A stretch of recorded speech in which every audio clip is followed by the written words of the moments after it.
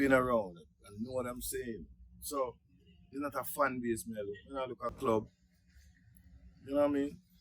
You either with it or you're not with it. Here's to the story. That's Rodney's story. And of course, big up to Duas.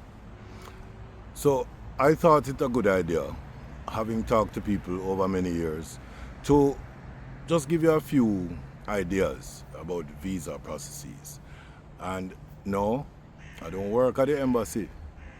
I don't have no inside link. I'm not speaking as an expert, and many of you have tried routes different from what I'm going to suggest to you that work. So I'm not telling you how to do what you need to do.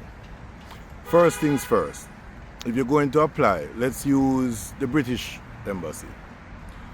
Contrary to popular belief, and I've heard people talk about how difficult and cumbersome it is and how the process was so uncomfortable and all of this, after many years, I'm here to tell you, I have never seen it, never experienced it, never understood how anybody could say that it was a difficult and cumbersome process. The first thing I suggest you do, and no, go look up the website, because if I try and quote it, I might get it wrong. Look up the website. Look at all the things you need to present. And we're just talking about visiting now. Alright? You want to go on a visit. Either you want to go on vacation or you want to go visit friends, which is vacation. Or maybe you want to go to a wedding, whatever the case may be, or a baby shower, I don't know. But you're visiting. Look at all the things that are required. Prepare these things. Fill out the form. Submit it. Get your date. Go. If they tell you, bring originals and not copies, that's what you do. If they tell you bring photocopies, that's what you do. Whatever they instruct you to do, follow that. Simple. 2, when you go, as far as I'm concerned, consular officers are trained. And they're trained not necessarily to say you're lying, but they can detect different things. You might be speaking the truth, the whole truth, and nothing but the truth. And they decide that you've been deceptive. Fine. But go with your most honest argument, okay? Because in this day and age, both the British and the US, alright, let's include Canada, let's just say anywhere else in the world. By the time you get an appointment, whoever you're going to sit in front of needs to press the keyboard 2 times and everything about you comes up. Everything that you wrote in the application comes up. Alright, let's just shift a little bit from the British High Commission argument. Let's go to the famous Schengen visa. A lot of people think, oh Lord have mercy, this must be the easiest visa to get. Some say it's the hardest visa to get. I don't know. What I can tell you is, simply saying that you're walking in and want to look at somebody and say, hey, I want to go to France. And they say, all right, why you want to go to France? Well, I want to go on a vacation for a week. Okay. How are you going to go to France for a week? Oh, I'm going to stay in a hotel. Okay. You need to be able to show them that you've booked a hotel. I'd say you didn't necessarily pay for a hotel, but at least you booked it. So, in case of anything, your money now the pay and gone to waste, right? But you certainly have to have an idea exactly when you're going to fly and exactly when you're going to come back.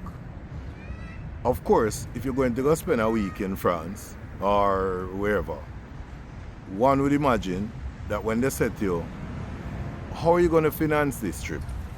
Oh, don't worry, I have money. They're going to ask you to prove that you have the money. And the money must look in the amount like something reasonable for somebody who would go to France to spend a week. I don't know that you need to have $1 million, but certainly, and maybe a job letter, because, hey, if you're employed, get a job letter. for any other information, I'd suggest that you go look it up and decide where you want to go and what is required.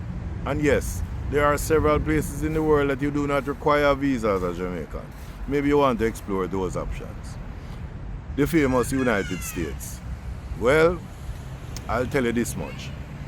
I think it would apply to every other embassy, but I'm going to give the United States a kind of different interpretation. If you are going to the United States to visit your sister, and your sister not straight, you know, she not straight. I mean, her paperwork not up to par and up to date. How exactly do you believe that when you give them your sister's name and address and her occupation, that they're not going to check it? They just might. And if they check it, maybe this is somebody them realize, hold on, this person overstayed them time. We can't be giving you a visa to go look for somebody for the past 2 years overstayed them time. Alright. They require a job letter. You get a job letter saying that you're a waitress in a restaurant. A lot of these consular officers have gone through college and all of that. They've worked part-time as waiters and bartenders and all this. Don't take it for granted that they just happened upon these jobs. So when the smart question comes, okay, how long have you been a waitress? I'd say about 5 years. Alright, cool. About how many tables you wait per day? Look here, if you're a waitress for the past 5 years, you know how many tables you wait per day. You know on average, or at least you're supposed to know. So if it's you get those 10 tables or you get those 8 tables, and those 8 tables on average have 48 people because it's approximately 6 people per table or whatever, you're supposed to be able to know what kind of restaurant is it. You're supposed to know. So my advice to you is, if you take up a job letter to go, the least you can do is know the job. Right? If it is that your boyfriend or your girlfriend, how exactly your girlfriend is offering you with this wonderful letter of invitation that you present? They're going to pay for your holiday for your 2 weeks. Yeah, man. How long now since you're there with her, sir? Or better so. So, you two been together how long? About four years. All right. Sounds good. Nice. 4 years is a long time. All right. Hold on a minute here, buddy. I'm seeing 2 names that are the same. Would you by chance just give me the middle name so I can separate the 2? You know, I said, what's your name again? Lord have mercy. You know, me no, honestly, me no remember, you know. Oh, that's all right. I don't even remember my wife's name sometimes. All right. So, hear what you're going to do for me, okay? Rugum. And you can apply in another year. And you wonder what going? Brother, if you say you're a new woman there 4 years, it is assumed that you know her middle name. Truth is, maybe you don't. The truth also is, maybe you do. You just can't remember. From the first 2 weeks when you did know her, you've never seen, heard, or used her middle name again in life. But guess what? You're going to the embassy. Try get it together and understand it now, man.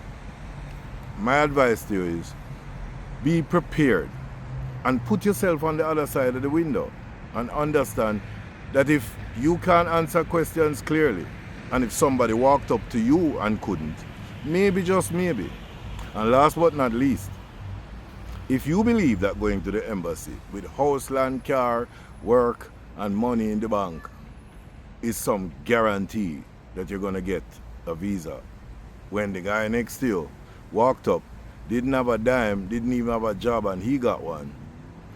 Rule number 1, there is no certainty It is not owed to you for you to qualify and be given a visa. Just know it is what it is. Here's to the story. That's Rodney's story. Fly away home to Zion, fly away home.